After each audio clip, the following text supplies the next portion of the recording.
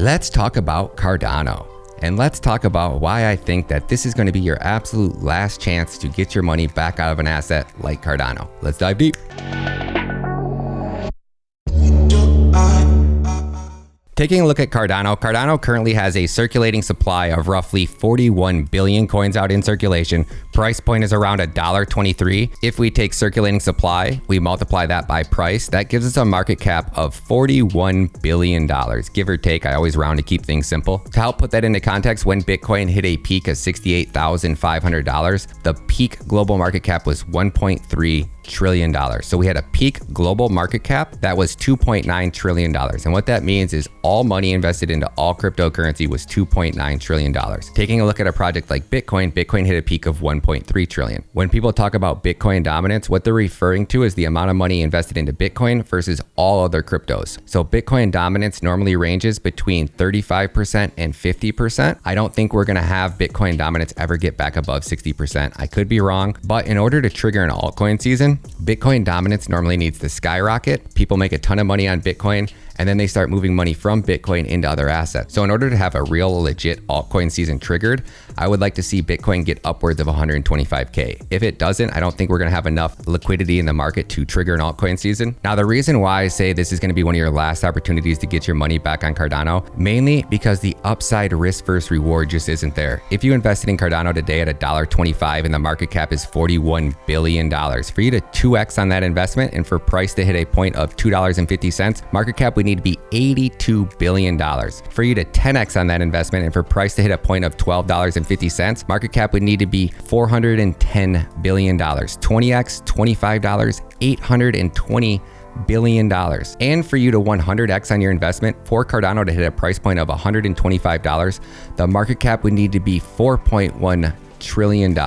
The next question you should ask is, have any other big projects, big layer one ecosystems ever been able to get a market cap upwards of $400 billion? One in history, and that was Ethereum.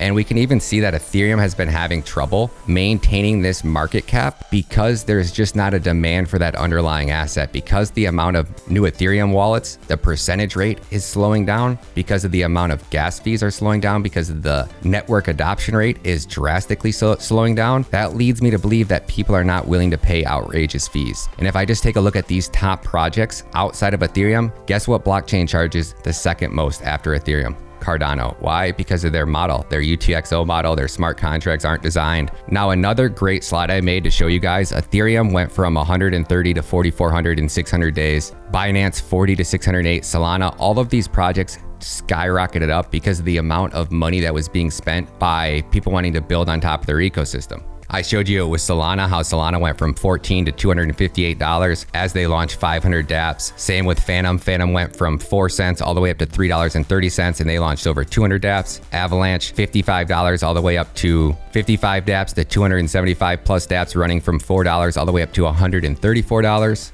But this is the key problem right here, gas and fees. We can see right here on Masari that the current Cardano gas fee right now is 50 cents, and the network's not even busy. 50 cents. And I say the network's not even busy because if we swing over to DeFi Llama, we can see that Cardano currently only has $333 million locked in TVL. And if we take a look at the Cardano ecosystem, Cardano gas fees are 50 cents right now, and the network only has 7 applications that are actually built on top of their network. And the first DEX, MisoSwap, if we actually click on that DEX, MisoSwap is a new decentralized DEX operating on the smart Bitcoin Cash blockchain. So the first DEX to turn on Cardano wasn't even a DEX that was built on Cardano. It was MisoSwap.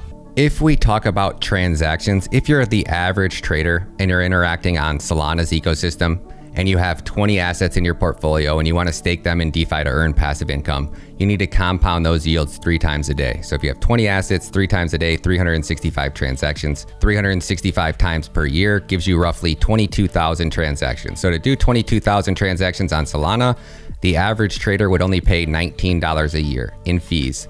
To do that on Cardano, if gas fees hit $1, you're looking at around 21,000, give or take. Now, if you're a business and say you sell hot dogs on a corner and you want to use Cardano to secure payments or whatever, process transactions, for you to do 1,000 transactions a day for 365 days out of the year is 365,000 transactions. That would be $320. Taking a look at something like that would only cost $320 on Solana. Taking a look at Cardano, if gas fees today are 50 cents, be $177,000 your business will spend in fees on Cardano that they could get that same service on another blockchain. And this is where we're going to have all the Cardano trolls down in the comments like, Hydra is going to solve all this for Cardano. Hydra is going to bring speeds of Solana to Cardano. It's going to have infinite scalability. But the problem remains is that underlying blockchain of Cardano can only process 250 transactions per second. Now, we've already seen them try to scale the block size, which that's why we have things like Bitcoin SV and we have Bitcoin Cash, where they forked Bitcoin and they increased the block size to try to get more transactions per block and help scale the Bitcoin network. We've seen that anytime they try to increase block size on any blockchain, it's normally a bad thing. And even if you increase the block size eventually, when the blockchain gets more busy, you're gonna hit that same network congestion. So this is why I say that the technology behind Cardano, as far as a underlying layer 1 blockchain, is just not there to compete against other big players in the industry. Cardano was designed probably in 2015 when maybe a blockchain with 250 transactions per second was a good idea. It's hard to say, but I personally don't believe that investing in Cardano today with a $41 billion market cap will be more profitable than investing in something like Kadena with a $1 billion market cap. Sees a lot more upside potential.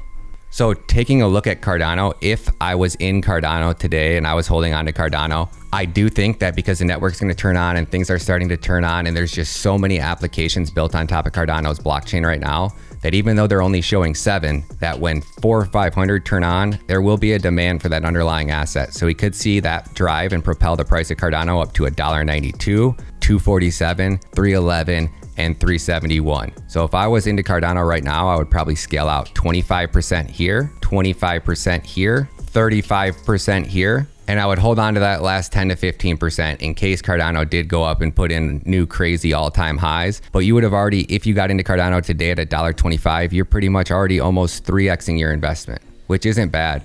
And if Cardano hit a price point of $3.71 today, for Cardano to hit a price point of $3.75, the global market cap would need to be $121 billion. So outside of Ethereum, no cryptocurrency has ever had a market cap over $105 billion.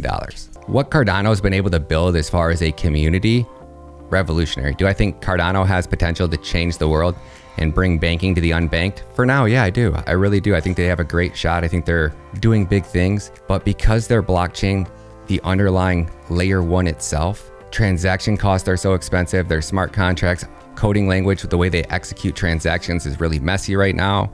They have a lot of work to do. And there's so many better competitors out there outside of being the biggest and most loyal community in crypto. I don't really see them being a player. I'm sorry, guys. That's just my honest opinion. I hope I'm wrong because there's plenty of room for there to be 3 or 4 layer 1 blockchains. I don't think Cardano brings as much to the table as something like Solana. I think Solana is more superior than Cardano. I think Near protocol is more superior than Solana.